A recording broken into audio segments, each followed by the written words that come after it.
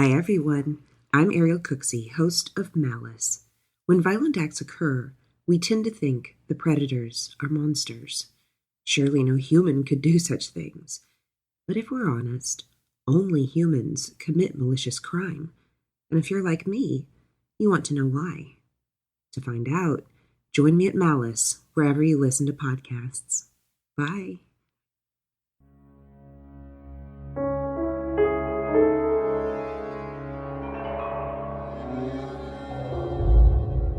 This is True Consequences, a true crime and mystery podcast with stories based in New Mexico in the American Desert Southwest.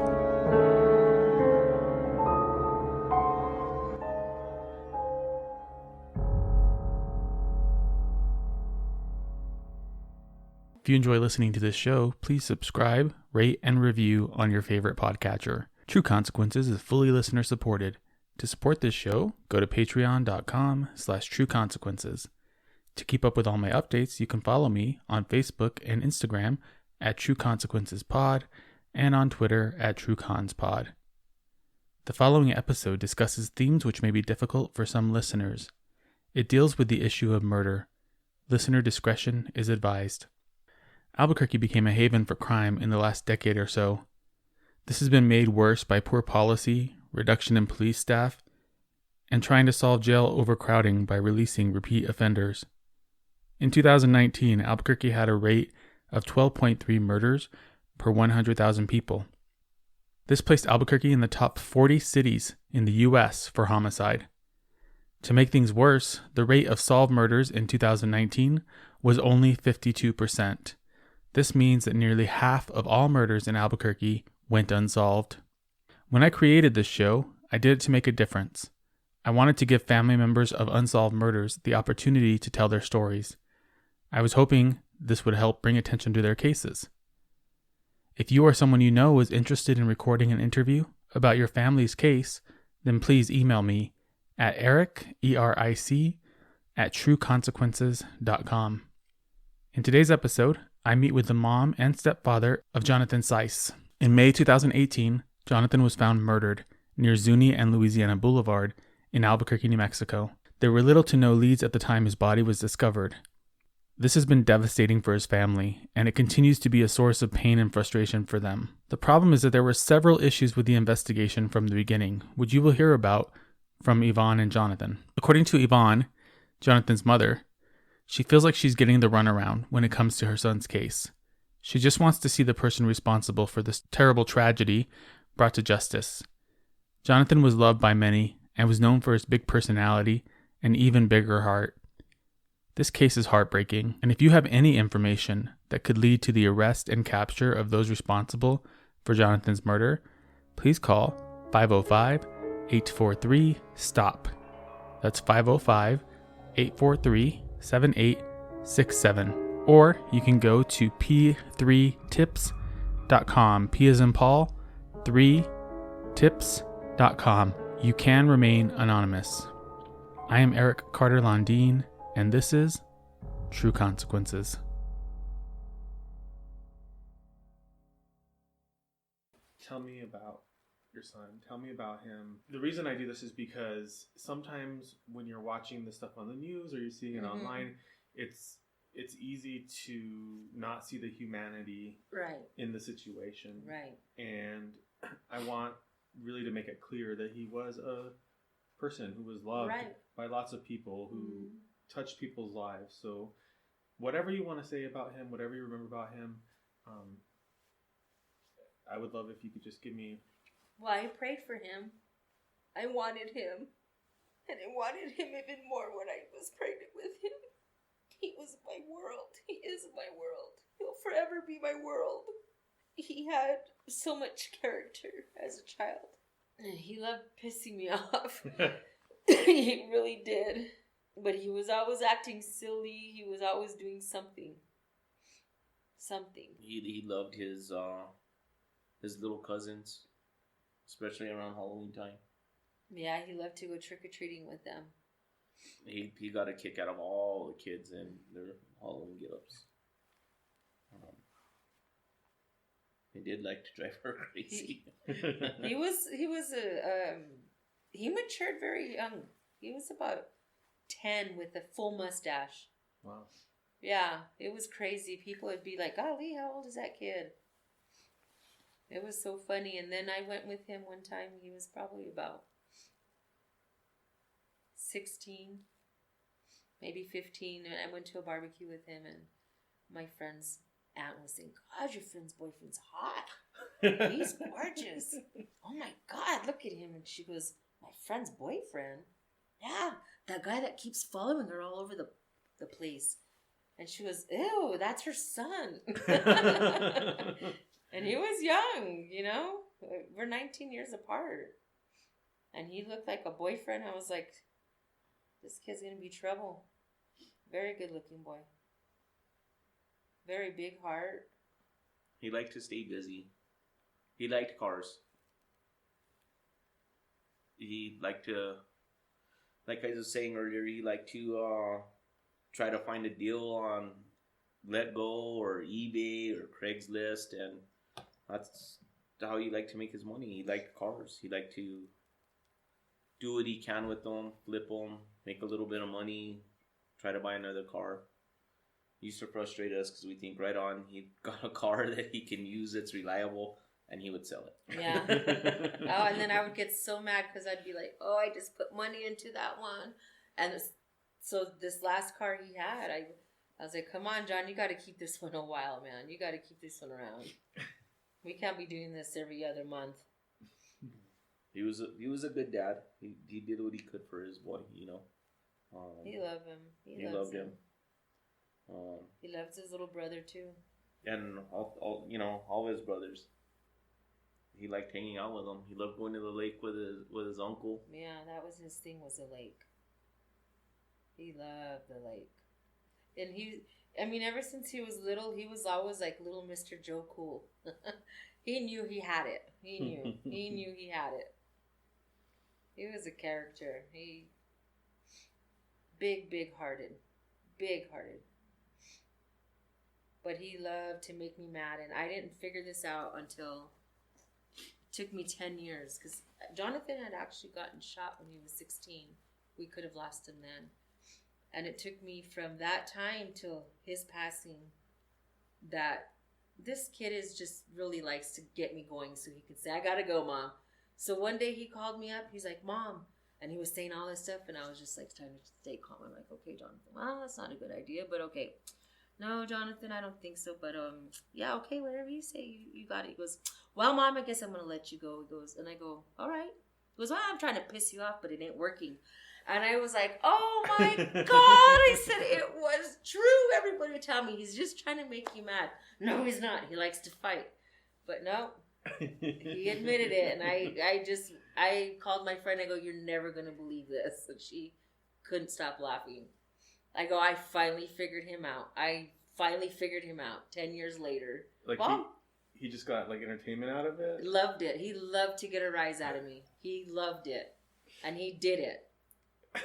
He was that kind of character, but at the same time, for example, my grandpa was probably in his late 80s at the time, was blind, couldn't drive himself around. And Jonathan could drive around with that old man all over Albuquerque. And he took him cruising. He took him cruising. My grandpa had errands to run. And Jonathan was the one who would step up and do it, you know. And he did it a couple of times. Yeah. And then his grandpa says, that boy drives fast. I was like, oh, this kid. I guess, I don't know. They drove fast because I used to drive fast. We had a 3-day weekend, right? Where I left on a Friday morning like I'm doing tomorrow. And she had told me Saturday night that, it's weird I haven't heard from John. And I'm kind of worried about it. He was like, he's my texter. If I text, he responds. And if he goes any amount of time without contacting me, I think he knew his limit of where I was going to start freaking out. He would borrow someone's phone off the street and say, Mom, this is Jonathan. Don't call this number. I borrowed the phone off someone, and I gotta go. I'll get a hold of you when my phone is charged. And he never. And when that weekend, I couldn't hear text, nothing. I knew. So it was like Saturday night, and she told me I haven't heard from John. I said, just thinking positive, and the way single males are, told her, no, don't worry, he's probably shacked up with some chick, and you'll hear from him Sunday when the weekend's over. I come home on Sunday, and she was all, I still haven't heard from him. And I was all, well, let's just give it a little bit of time. On Monday hit, Tuesday hit, and she told me still have not heard from him. I jumped up out of bed at midnight, and I don't know what woke me up. I just got pulled up out of bed, and I was like, wow. And I go, what the hell? I was asleep and I was waking up standing, and I just felt like something punched me, and I thought, what the heck? And I went like that, and I tilted this way, and I heard him cry. He said, Mom. And I told him, I said, something bad just happened. That was Sunday night. Monday she's upset. Tuesday she's upset. I called in. I couldn't go in. On Wednesday she couldn't go in. I went in, and I had to sit in my boss's office, and I sat there and I cried the whole entire morning till the call about 10:30 came. It was a detective asking to speak to my ex-husband, which was weird because that number and him were never connected, right? And so was that his dad? Yes. Okay. He wanted to be here tonight, but he just called and said he couldn't get off of work. But so she kept saying, I really need to, because when she introduced herself to me, I heard detective, and my mind went blank. Right. I couldn't process anymore what I was being told. And she says, I really need to speak to Jake Saiz. And I was like, well, what do you need to speak to him about? And she goes, well, ma'am, she goes, I need to speak to him. I go, okay. I said, well, if this is regarding, because I started feeling scared. I thought my son did something bad. I thought I was going to be told he's in jail and going to prison or something. I thought, oh God, what happened? What happened? And she says, well, I go, I'm his mother. She goes, you're his mom? And I go, yeah, I am his mother. I go, what's going on? And she says, well, we found him 2 days ago deceased in the backseat of his car. And I don't know how I kept it together enough to run to my car and called everybody, telling everybody my son was gone. She had called me. I had been here because we were going to work later that night. We had some night stuff to do. And said that the detective was going to meet us here at this house, at our house, to give us all the information we needed. So about an hour later, maybe less, 30 minutes later, Yvonne showed up first. Our other boy, the both of them, Joseph and Josh, showed up. And her ex, Jonathan's dad, Jake, showed up. And then the detective came in. And she just basically told us that a lady had, from an apartment complex off of Zuni. I don't remember any of this. And Charleston had reported that there was a person in the car that had been there for 2 days. So she told us that they had found him on Monday, but they couldn't identify him, and he didn't have any of his information on him. She didn't tell us at that point how he had died, other than it was suspicious. She didn't want to hear. I stopped him in the conversation and said, wait, I don't want to hear what happened. I don't want to know. If you guys need me to leave to discuss it, I will, because I don't need to know, because the fact is he is gone. We just basically asked, was it an accident? Was it, is it something he did, or was it a murder? And she told us, no, he was murdered. And then right off the bat, we just, the negativity, not so much the negativity from APD, I don't know what you'd call it, but she started asking us questions. He was a bad person because of the area he was found in. And it doesn't matter who. It doesn't matter. It's a human life taken. It doesn't matter. That was wrong. They should not have done that. And it doesn't matter because everybody's loved by somebody. Absolutely.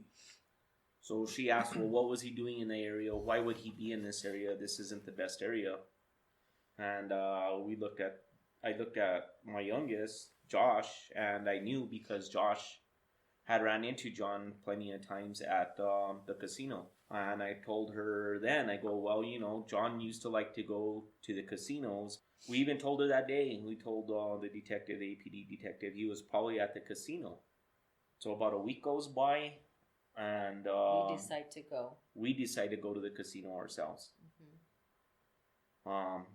And it just so happened that John got into an altercation with one of the drink cart girls there.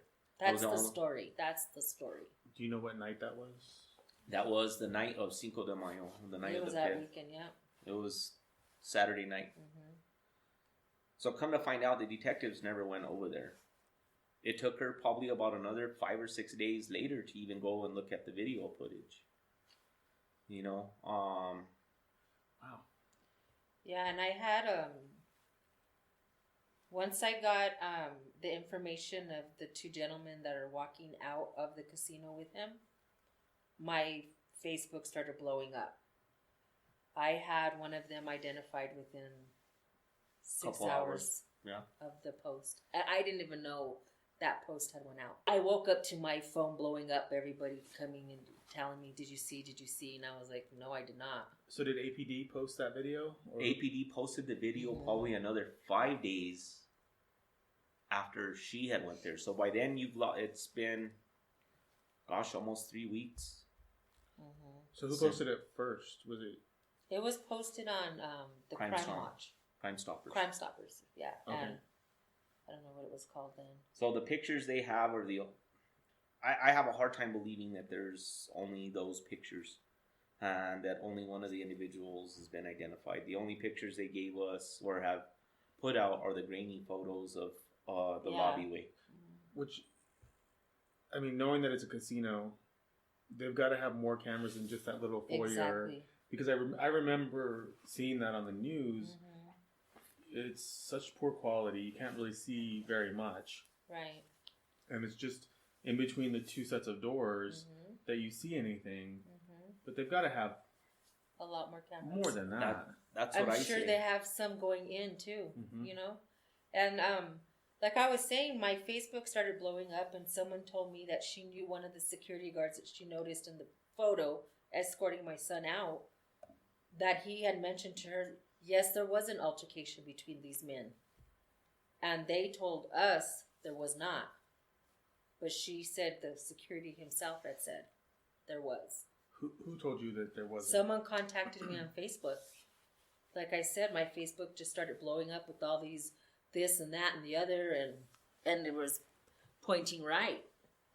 So, and I have also had a lot of people say my son looks fearful in that picture. Like he's trying to tell him, hey, I don't want to go. And he does.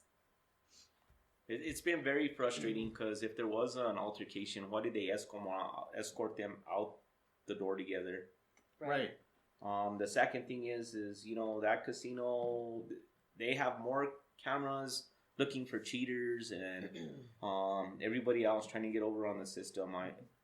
Such great cameras.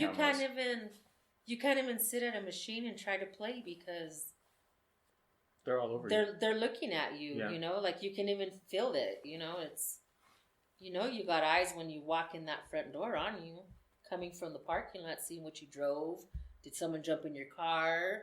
Someone take it after you? They know. So when you went to the casino before the police did they give you anything at all? They had started to, huh? They started to, and then I think they made the conscious decision to call a detective. Yeah. And that's when they stopped. That's when they stopped telling us anything. And then that's when the detective followed up finally. Mm-hmm. Mm-hmm. Yes. That had to be frustrating. Very. It still is to this day because I have seen cases come and go, and what upsets me is because that one young lady that was a swimmer and a coach or whatever at the community center, she got her thing quick.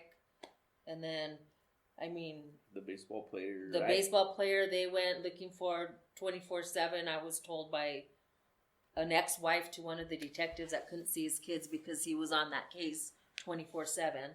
So...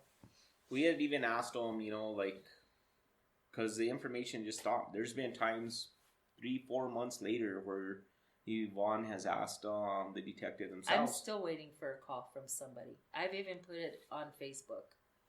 Like, hello, Tim Keller or Albuquerque. She's asked him, well, what about the other video footage? Because what's been put out to us is, that's being reviewed. And it's come out, well, we haven't gotten to submitting to that yet because we've had other cases. It's always an excuse, yeah. We've had other cases that we needed to work on. That's always an excuse. And I think I even told her one time, and God, this is such a horrible thing for me to say. I go, if John was a 22-year-old college student with a guaranteed career and whatever, you guys would be all over it. Mm-hmm. I go, but because he wasn't from Albuquerque and because he's not that, you know what I mean, that you guys aren't gonna devote your time to it. And it's kind of what it felt like. He was judged by his outside. No one knew the inside of him. John was never in trouble. Well, I shouldn't say never. He got into small trouble. Like, he liked to flip cars. He liked to buy a car, do some minor cleanups to it, and then sell it. During that time while he was doing stuff like that, he never registered the vehicle or he never insured the vehicle, but he would still drive the vehicle around. He'd get pulled over, get a ticket. He wouldn't pay the ticket, and then maybe he'd get in trouble later for not taking care of his tickets. That was the only trouble John ever got into. We've heard so much different theories on this case. And nothing's ever been solid, the solid piece we do have is the casino, and it's hard to believe that nothing's come out of it. They can't identify for sure who the other person is. You know that the two gentlemen in the picture, they know each other and they're acting like they can't identify this gentleman. Well, if they've identified one, you would think they'd be able to ask people that know that person questions to find out who the other one would be. Right. So they did identify the one. We got the names first, like Yvonne was saying. Her phone was blowing up. That's Mikey Pope. He was in prison. I was a guard there, one person said, and that's definitely Mikey Pope. I would recognize that face anywhere. Submitted that to the detective, and she says, yes, that is him. Fast forward about 3 months later, he gets arrested for, he's got warrants, all kinds of stuff. So we ask her, well, our hopes are high. We're thinking, okay, they got him on this. They can question him. Maybe they got something they can pin him on. And all we're told is, well, we went in there and tried to talk to him. But he said, no, I don't really remember. I was high that day. Get me a lawyer. And that's all that's ever been questioned on him. Fast forward another 4 months. He's in jail again. He was on Crime Stoppers again, dressed up as a Walmart employee. And that's funny because I even identified him. Someone called me a snitch and then removed her message from me. But I identified him in the foggy picture. That's how much I could see him in that. Just as bad as that footage from the Downs, So why can't anybody identify the other guy? He gets arrested again for stealing TVs at Walmart in Albuquerque dressed as a Walmart employee. It was on the news again. So we asked the detective, well, Mikey Pope's back in jail. Can you question him? Now's your chance. Question him. And all she would tell us is, no, I can't, because that one time he asked for a lawyer. And it's just that kind of stuff we've gotten from him this whole entire time. And I don't want to throw APD under the bus. I really, really don't. But you know what the thing is we are going through it, and other families are also, because now that it's awful the community that I've gained from this, but I've got a lot of beautiful people, and they've got situation. Me. Yes, and we all understand each other, and great to be around them, and it's awful how we have to be the reason why, but the level of frustration and powerlessness is really difficult for people who aren't in this situation to understand. And I get it, and I think more and more people in Albuquerque specifically get it.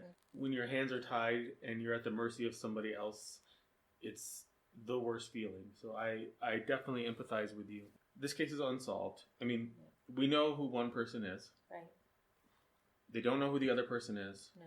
Have you heard from anybody? We've gotten so many names, so many. It's just unbelievable, the lists that come in and the stuff I've given her. In fact, I just recently gave her something last week by text message, and haven't heard from her yet. And the thing that bothers me is I understand we all are people and we have our families and whatnot, but in my eyes, like I work in the medical field, and I can't just say, okay, well, it's 5, you got to go. I'm sorry you didn't get seen. You have to be able to accommodate that. I mean, that's the position I chose. I am there to take care of people. Mm-hmm. That's what I have to do and know my sacrifices. Yeah. And that's how I feel. That's a big, big position. You have to be dedicated. And I get a lot of, oh, well, I'm on vacation, or I'm on maternity leave, or I'm this, I'm that. I'm like, I don't get it. I understand, but, it took, a whole year before we got the first set of whatever. And there's even another part we failed to mention in the beginning of this. Earlier in the day, John was seen in his car parked at his brother's apartment complex that his brother works as a handyman. With a girl in the car. And that's the other one they've never been able to identify as who is this mystery girl that's in the car. Earlier in the day before going to the casino, like nobody knows who this female is.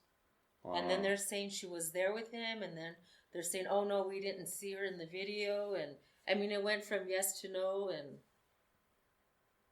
we everything's hit a dead end, and everything's been left with a question mark. Like, yes, that's a positive. Like, that did happen, and we're going to look at this. Or we haven't even gotten to know that did not happen. Mm-hmm. There was no way this is tied to it. We don't have any clue of anything right now that's going on. We don't get responded from. And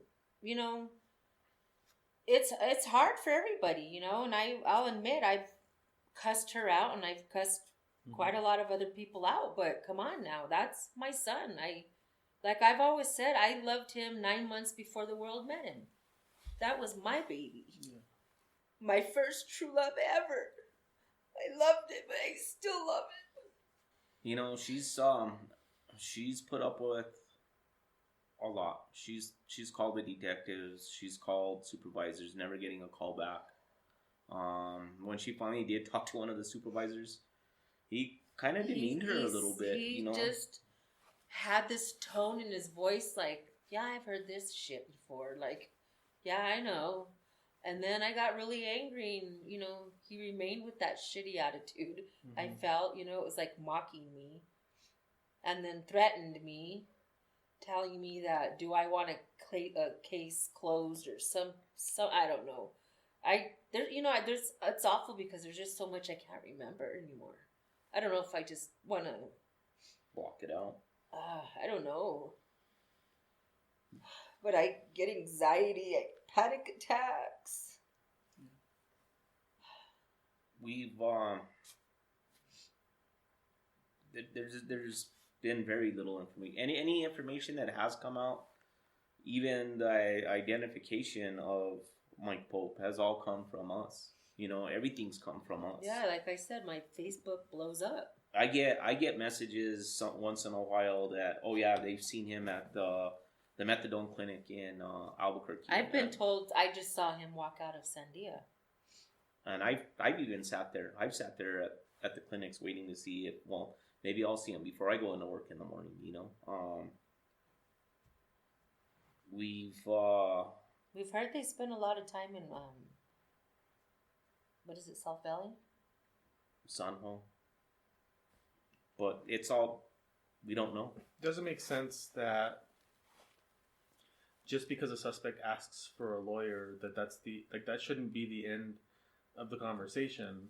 Why not talk to him with a lawyer there? Why not ask him questions? Right. You may not get everything you want, but you might get something out of it. Like, why are you going to just give up? She told me she couldn't question him because...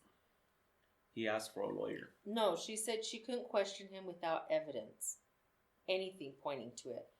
But there was evidence in the that video that they were there. He knows something. Right. Even if he didn't do it. Yeah, exactly. Like, say, I don't know. He was the last one to see him alive, right? Right. Exactly. And I get the part of not charging him just because of a video. Sure. I get that part. Yeah. Because that's a very weak case. And it's not going to go anywhere. Ask. But at this point, I don't even really believe that she actually went and questioned him. I in my heart, I really believe that they didn't do anything. And like I say, I believe that they are so overworked and uneducated in their field, kind of. You know, it's nothing like how you see on TV. 48 hours, they got this, they got that camera, they got DNA coming back right away. New Mexico doesn't have any of that. Well, and if somebody does get charged and prosecuted and arrested, within a few hours, they're back out on the street doing the same thing again. And that creates the situation that I think we're in, where police really can't or aren't motivated maybe to do very much because the judges are just going to let them out.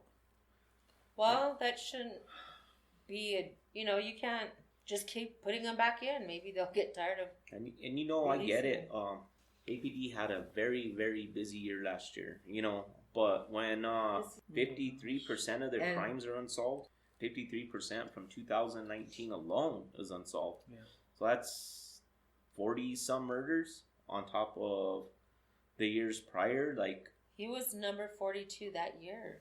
This was in 2018, and it was just in May. So you're coming up on 2 years now. Yes, and his birthday now, March. I believe in my heart, if we don't get help from the public, from somebody out there, that this is gonna continue to go unsolved. Yeah. And that kills me. And that kills me. We don't even have regular TV anymore. Because the news is just bad. I don't want her getting upset anymore. I feel for so many people out there recent that their crimes are unsolved. Even from here local, like Rita Jaramillo, her body's never been found, and there's no solid on that one. That was just a few months after Jonathan, and I can't hear things anymore. It just really, it tears me up, especially children. And we really don't know where to go with John's case anymore. We've had people volunteer, private detectives, and they've been shut down. They've been denied access to information. I don't know. Somebody said maybe there's just something going on that has everybody afraid to look into it more. I don't know. I don't know. There's no telling. Have you ever tried to do IPRA request? What's that? It's the Public Information Records Act. New Mexico state law that if you request records for it's all public information. They probably wouldn't release everything to you because it's still an open case. But I did one recently for my brother's case, and I got 185 pages of documents. Wow. Investigative reports, autopsy, Office of the Medical Investigator.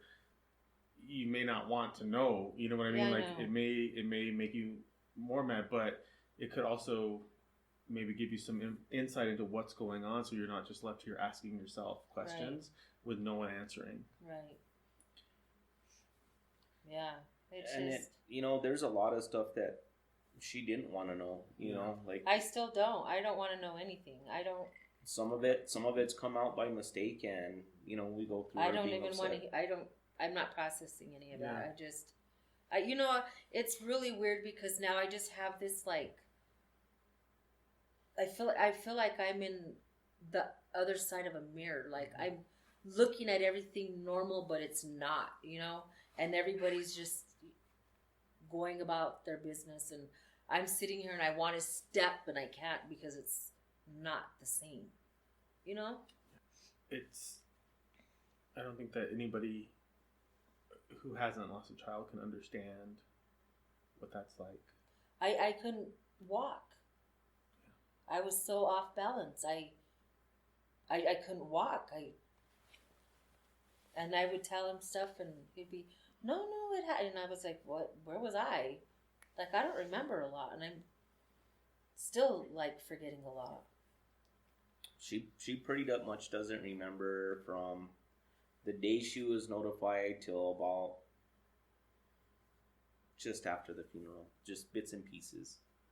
And it's understandable, she's mom. Mom has the closest connection. I think it happened longer because I went back to work about 2.5 months, and I couldn't function and process work. I still was like, how do I do this? I didn't even know what I was doing. The sad part about it is all she wanted to do was see him, and I didn't even get to say goodbye. She didn't even get to say goodbye. And the funeral director called me after we left and made his arrangements. And he goes, Mom? And I was like, yeah. He goes, I don't think it's a good idea that you see him. And I was like, why? And he goes, well, he's too quiet. He says, you know that thing called rigor mortis? And I was like, whatever. I knew something really horrible had to have happened. Because I don't think he was there. I don't know. But I thank God I didn't see him. The last memory I have of him is standing in my doorway. He came 5 days prior. So we knew that he'd been stabbed, and she didn't know the brutality of it until some months later. And our two boys, the two younger ones, knew, because when Yvonne said, like we said earlier, she didn't want to hear. She just, he was gone, and it was due to somebody else's hands. The boys went out and asked her, and that's when we knew that he had been brutally stabbed. I don't want to hear it still. No, I'm not saying the rest of it. I don't want to hear any of it. And it's still hard for her to hear it, like now,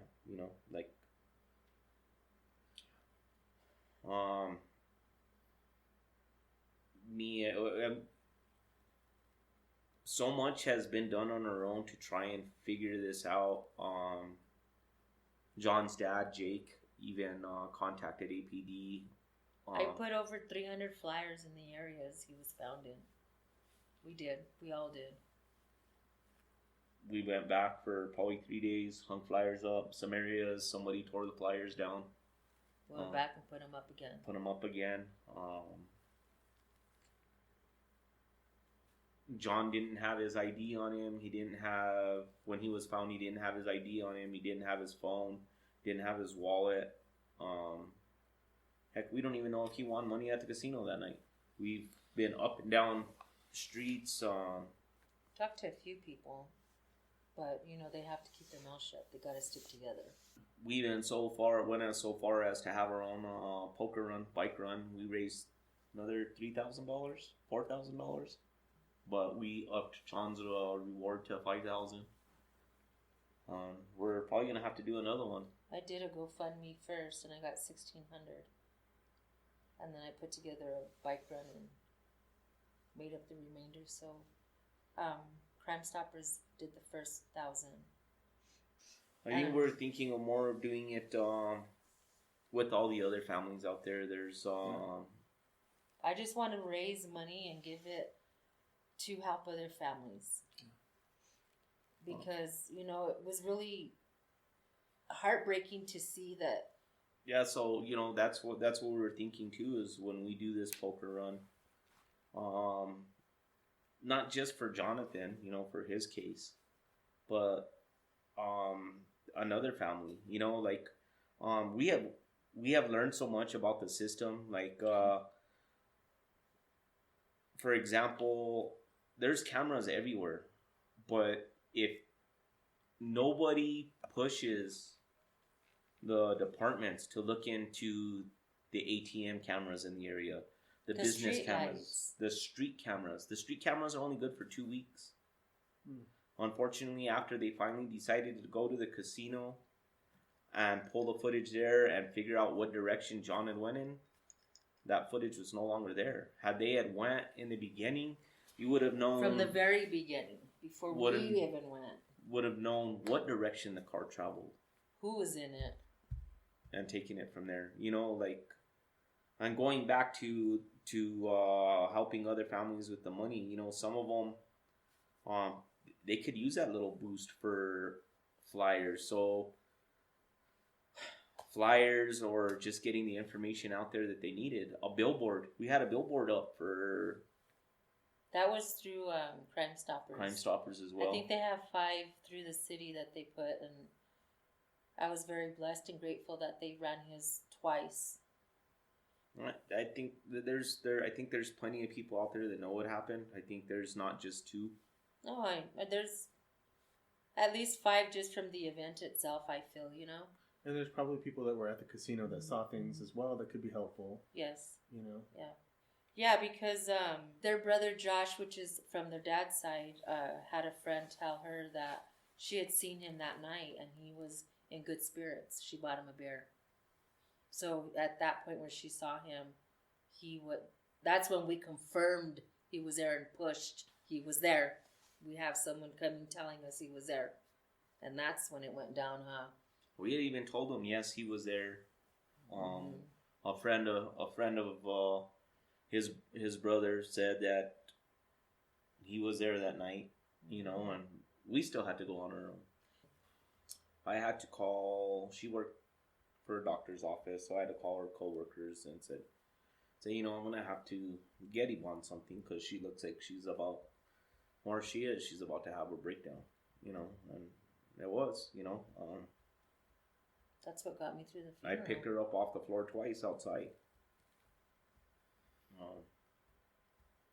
But at the same time, it calmed her down, but at the same time, it left her, when she quit taking those, it was like it all was just brand new and fresh. Yeah. 3 weeks later, it was like it just happened, and we had to go through all of it all over again.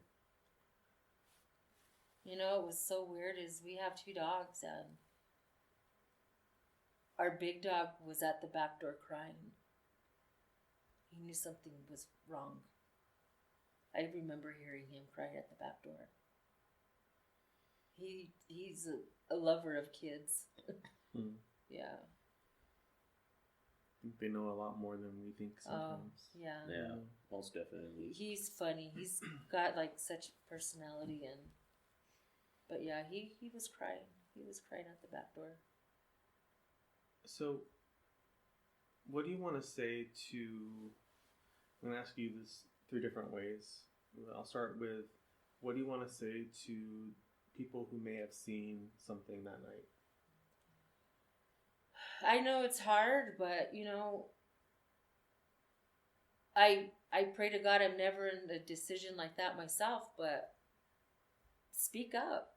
There's Crime Stoppers is anonymous. They've even got that new p3tips.com. It's totally anonymous. Nobody has to know, and somebody knows something, because the ones who didn't know, and someone has whatever connected to it, helped. Well, it's possible that people involved talked to other people about it too. Right. And that's why I don't stop posting. Right. I won't stop posting. But, it's put yourself in his family's shoes, I'm not even going to just say myself, because his, he's got little brothers and his son, and, now his son will never, ever get to know him. And he was a great loving man. Great loving man.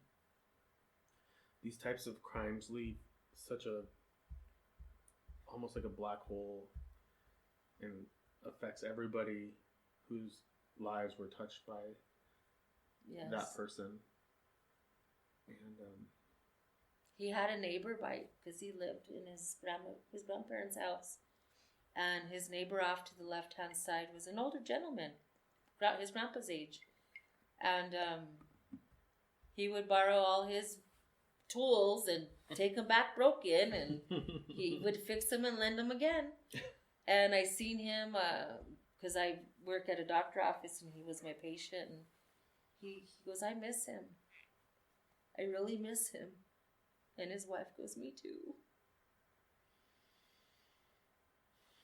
So if you've seen something, or if you know something, yes, come forward. Come forward. Speak up. There's ways to go around it. I mean, don't let another family go through this. I mean, God forbid you have to go through it yourself. Not knowing is, at this point, I would say probably worse than the crime itself. Because it's just left such a big hole. It's probably weird for me to say this, but I thank God it wasn't my son that did this. I think it would have thrown me over. The ugly of the crime, I would have been so disappointed in him. So very disappointed. I don't know if I would ever have been able to look at him again. And it's awful to say, but I'm glad. I wish my baby was here, but I'm glad it wasn't him that did this, because this is ugly. Horrible. This isn't human.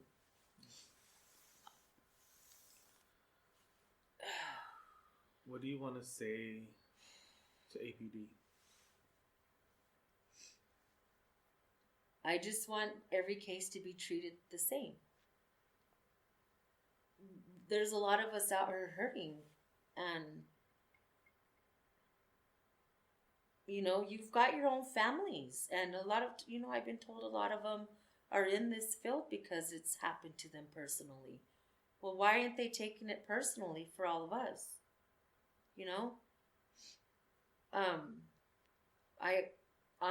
I don't know what to say to them anymore. It's come out that APD asked for $20 million for all this upgrade in technology to help solve these crimes. But, none of that will do no good if somebody doesn't submit the evidence to get taken care of. And that's my biggest gripe, is I feel like it hasn't been submitted. Well, it took a good year for the first set of whatever DNA or whatever they were waiting for him, but all the other ones were popping in and out. Well, there's advances in technology now, in forensic technology, so I do think that maybe that would be good, but they can get DNA off of a fingerprint now, which is something that they've never been able to do. So if they even processed that car properly, you could potentially have... And I really have my doubts that it was done that way. That's all I was going to say earlier is Jonathan's dad contacted APD, got the car. We went to the junkyard. She didn't go, but me and his dad together went over there, and with gloves and bags and everything else, got what we can out of the car as well. We found hair. We found the car was a mess. It was horrible. I'm glad she wasn't there. It was very hard for her. I don't know how Jake did it. I don't know how I did it, but it was... Yeah, don't even talk about it. How soon after all this happened were you able to access the car? 2 months. Was it 2 months? A month or two. Oh, I don't remember.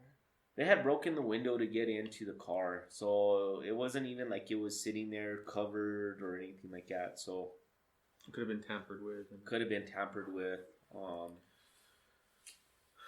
And what gets me is this place that he was found in, it was a 2-story, you know? Like an apartment complex. Yes. And it just, I mean, I'm not going to talk bad about the area, but the reputation it has, you would think there would be somebody up. It's known as the war zone. Exactly. It's a very unsafe area. Yes. And you would think somebody would be up, you know?